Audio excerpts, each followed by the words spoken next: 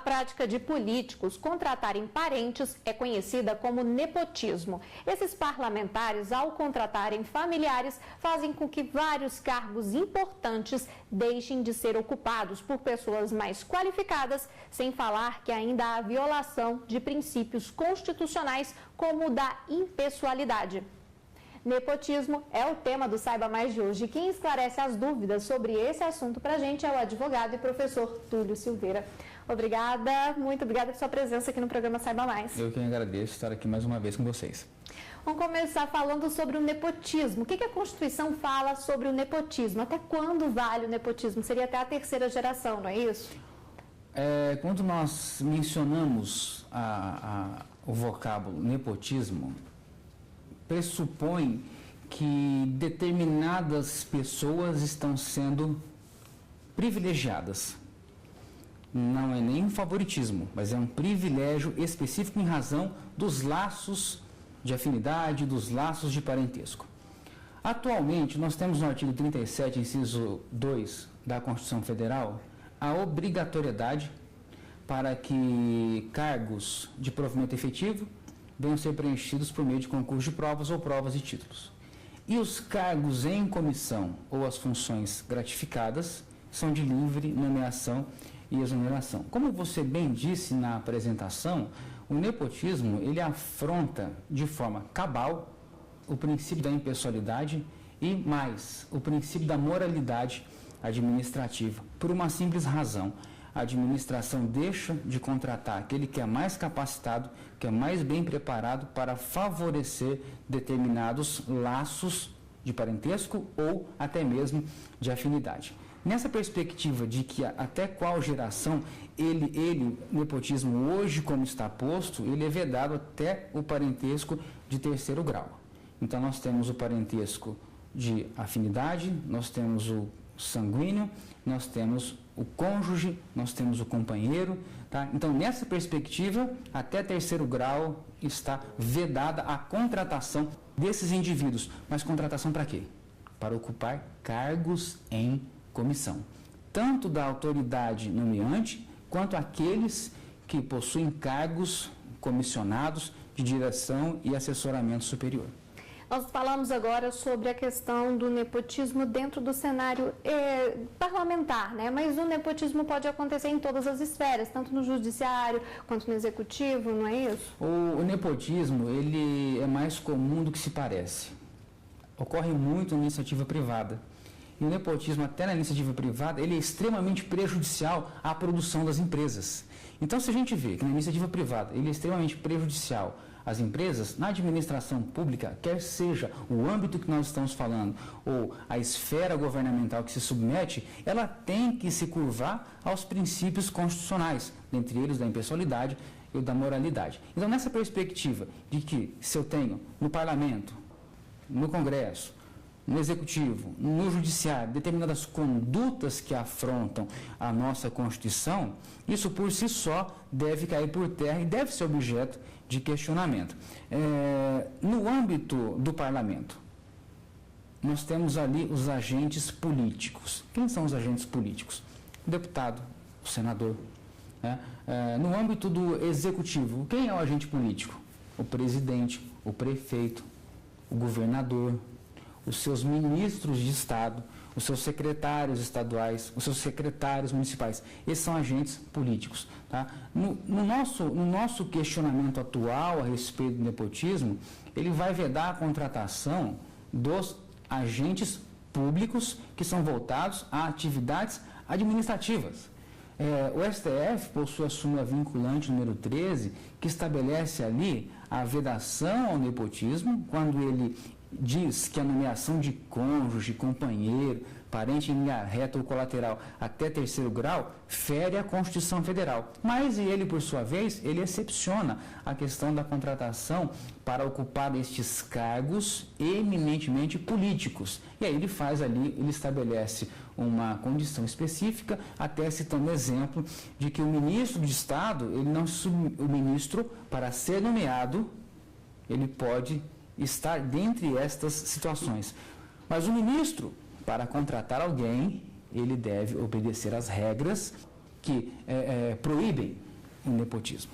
Então, para deixar bem claro, dentro desse contexto aí, há exceção. Então, no caso, prefeito, governador e presidente da República, dentro dessa esfera política aí, poderia contratar para o primeiro escalão, seria isso? Para o primeiro escalão, obedecendo a regra de serem eles agentes políticos. Então, para que o nosso público entenda melhor, o prefeito poderia contratar o seu irmão para ser o secretário municipal de educação.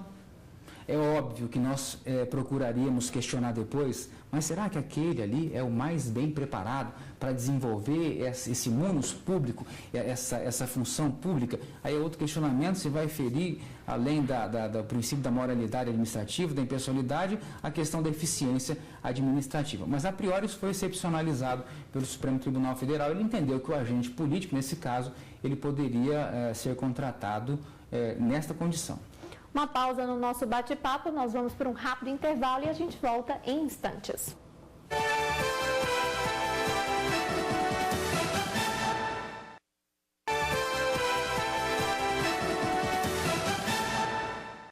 De volta com o Saiba Mais, o tema de hoje é nepotismo. E o nosso convidado é o professor e advogado Túlio Silveira.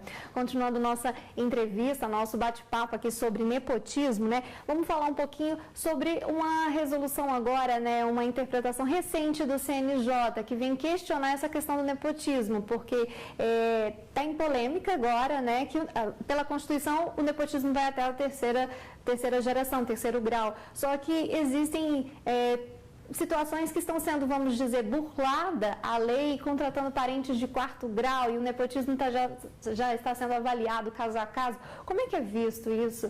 Como que a gente pode dizer hoje essa questão do nepotismo?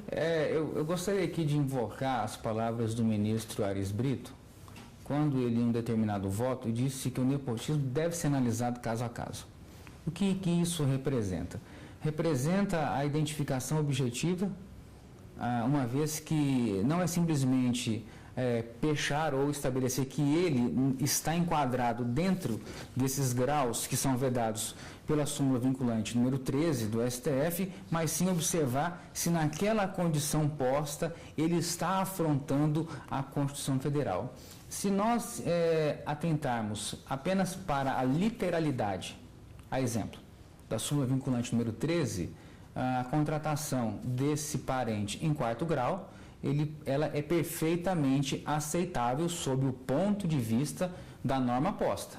A resolução do CNJ, o decreto federal que institui as regras para esta contratação no âmbito do Executivo, os vários decretos estaduais e as leis estaduais, elas estão trazendo essa perspectiva até o terceiro grau. Então, a contratação de quarto grau, a priori, não estaria ferindo a regra, a não ser que se modificasse. Por outro lado, você poderia questionar se esta contratação não estaria ferindo, ainda que não fosse terceiro grau, fosse quarto grau, não estaria ferindo a moralidade administrativa. É interessante, nesse momento, dizer ao público o seguinte: o que significa moralidade administrativa?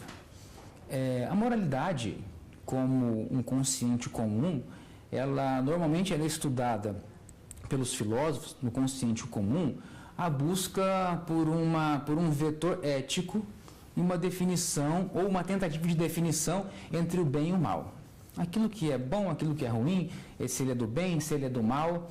Mas a moralidade administrativa, ela não se resume só a essa busca ética para o desenvolvimento, se é do bem ou do mal, ou se está entre o bem e o mal. Ela vai além, ela busca a probidade, ela busca a boa-fé, ela busca a lealdade administrativa, tanto que o servidor público, quando ele assina o termo de posse, ele assina lá um termozinho também, que diz o seguinte: serei leal para com as instituições a qual eu sirvo. Eu vou atuar de acordo com a moral e a lei. Só que não é só essa moral do senso comum de bem e mal, ela vai além. Por quê? Porque ela pressupõe que a moralidade administrativa trabalha boa-fé, trabalha lealdade para com as instituições. Então, ser desleal para com as instituições, inclusive, constitui uma prática de improbidade administrativa. A probidade administrativa é a honestidade administrativa. A improbidade administrativa é a desonestidade administrativa. Então, quando a gente vai falar de nepotismo, a gente tem que buscar realmente estender esse conceito de moralidade administrativa e entender a essência que está sendo afrontada, e não de forma rasa. Por isso que o ministro entendeu que deve ser analisado caso a caso. Dentro desse contexto aí, vamos comentar um pouquinho mais, a gente falou um pouco no bloco anterior, mas acho que para deixar bem claro o que o nepotismo hoje viola os direitos constitucionais. A gente falou da impessoalidade, por exemplo, vamos deixar bem claro qual seria essa violação. A violação à impessoalidade significa o seguinte, que em detrimento de uma situação posta específica, eu vou optar por escolher um parente, ao invés de escolher uma pessoa mais bem preparada. Certa feita eu fui questionado se isso seria um privilégio ou um favoritismo. Favoritismo não existe. Por quê? Porque eu já escolhi quem eu vou contratar. Se eu colocar na balança quem é o favorito para essa contratação, a impessoalidade ali não vai imperar. Por quê? Porque eu já fiz a minha escolha. E eu optei por contratar um parente. Isso é cultural no Brasil. Se nós buscarmos desde a época do descobrimento, desde a época das caravelas, a gente já vai perceber que lá já existia essa questão e que hoje está sendo muito debatida pela nossa doutrina, pelos nossos tribunais, que a administração tem que se aperfeiçoar. E ela só vai se aperfeiçoar se ela contratar o mais bem preparado. Deixar essa questão do patrimonialismo, não é o patrimonialismo em si, mas benesse às famílias, aos primos, aos cunhados, né? A sogra, sogro, tem que tomar realmente medida para afastar esse tipo de conduta. E aí, quando você faz a menção no ambiente parlamentar, há notícia de que determinadas situações contrata-se a esposa, contrata-se o irmão, contrata-se o sobrinho. Veja você, eu estou deixando ali à disposição cargos que poderiam ser ocupados por pessoas preparadas, onde buscaria uma eficiência para a administração, porque não, eu quero apenas, não somente, contratar os meus e proteger os meus. E aí eu estaria ferindo a impessoalidade, a moralidade, estaria ferindo de morte o caput do artigo 37 da Constituição Federal. Ok, vamos para mais uma pausa no nosso bate-papo aqui no nosso programa Saiba Mais. Nós vamos para o intervalo e a gente volta em instantes.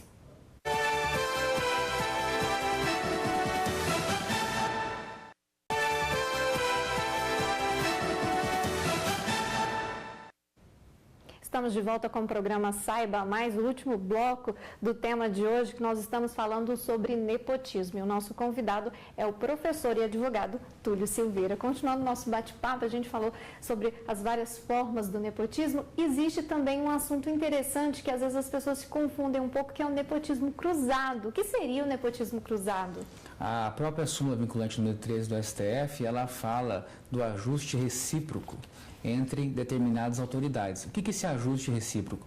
Eu sou uma autoridade de um poder e combino com outra autoridade do mesmo poder ou de outro poder para que nós façamos o cruzamento dessa contratação. Você contrata os meus, que eu contrato os seus. Essa prática do nepotismo cruzado, ela é vedada. Por quê? Porque de nada adiantaria eu trabalhar essa questão do nepotismo direto. E aí o nepotismo cruzado, eu particularmente chamo de nepotismo indireto, onde eu utilizo a minha rede de relacionamentos, a minha rede de amizades, para trazer favorecimento aos meus familiares naquelas situações lá do cônjuge, companheiro, parente em linha reta ou colateral.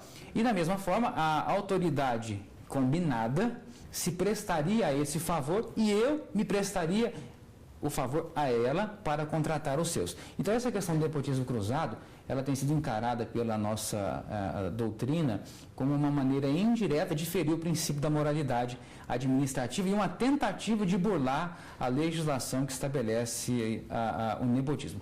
Vale sempre lembrar que nesse contexto de buscar o atendimento ao princípio da impessoalidade ou da moralidade administrativa, a administração pública tem utilizado cruzamento de dados para tentar identificar a existência de um nepotismo cruzado. geralmente pelo nome da mãe, geralmente pelo cargo que o sujeito ocupa, uma vez que, se nós não tivermos um controle eficiente, com cruzamento de dados confiáveis, a identificação do nepotismo cruzado, ela se torna precária. Por quê? Porque só se tomará conhecimento do nepotismo cruzado se houver denúncia, ou se tiver um sistema de gerenciamento de pessoal adequado com o cruzamento desses dados. Falando dentro desse contexto aí, que o nepotismo viola princípios constitucionais, como da moralidade, impessoalidade, a gente pode dizer que o nepotismo é uma forma de corrupção? Sem dúvida nenhuma, o nepotismo é uma forma perversa de corrupção. Por quê? Porque você utiliza daquele presságio do favorecimento pessoal. E onde há um favorecimento pessoal, muitas vezes ele não fica resumido só àquele favorecimento pessoal. Há uma perversidade muito grande quando você trata a questão de favores. É amplamente conhecido pela doutrina os casos em que, nesse mecanismo de troca de favores, haver ali ambiente favorável para a prática de outros atos de corrupção. Quando a gente menciona a corrupção, essa corrupção não é só aquela que traz prejuízo ao patrimônio público, mas é aquela que torna a administração ineficiente. E certamente isso é um meio de se corromper e de se deixar corromper e permitir que a administração não atue de forma eficiente. Além desse impacto que o senhor falou agora, né, da ineficiência de todo o processo ali, a contratação de pessoas nem sempre tão qualificadas como o cargo exigiria para contratar um parente, que é o nepotismo que nós estamos falando, quais seriam os impactos dele? Porque já a ineficiência de todo o processo já é um grande impacto, né? Quais seriam os outros impactos subsequentes? Nós poderíamos aqui citar rapidamente que um dos impactos que se identifica é a morosidade na tramitação de determinadas atividades administrativas. Então, a depender do cargo que o sujeito está ocupando, ele vai sempre trazer aquela morosidade, aquela ineficiência no que diz respeito ao cumprimento de prazo, ao cumprimento das obrigações ali pactuadas na sua atividade, algum determinado serviço vai deixar de ser prestado para a comunidade. Não estou dizendo nem aqueles serviços essenciais, mas serviços indiretos que a população tem necessidade. Muitas vezes a gente encontra isso aí em vários momentos aí, até mesmo no que diz respeito ao atendimento ao público, né? E dentro desse contexto do nepotismo, né, até levando em consideração essas decisões recentes de estar sendo reavaliado até onde vai o nepotismo, até o 3º grau ou não, até o 4º grau, nós precisamos avançar ainda mais? Qual que seria a visão? Nós temos ainda, citando mais uma vez o ministro Aires Brito, às vezes o óbvio tem que ser dito e escrito várias vezes. Então, em uma sociedade onde nós teríamos o ideário de moralidade administrativa, não seria necessário se ter uma lei, uma súmula vinculante ou uma portaria normativa para dizer, olha, isso não pode. O próprio sentimento de moralidade administrativa seria suficiente para poder obstar determinadas condutas, mas não é o que nós estamos vivendo diariamente. Então, eu vejo que o processo de afastamento do nepotismo, ele deve ser aprimorado, ele deve avançar. Por quê? Porque o nepotismo, eu vejo que nessa questão de se ficar, não é uma questão nem de graus ou degraus, tá? Mas que a administração busque contratar de maneira eficiente o mais bem preparado.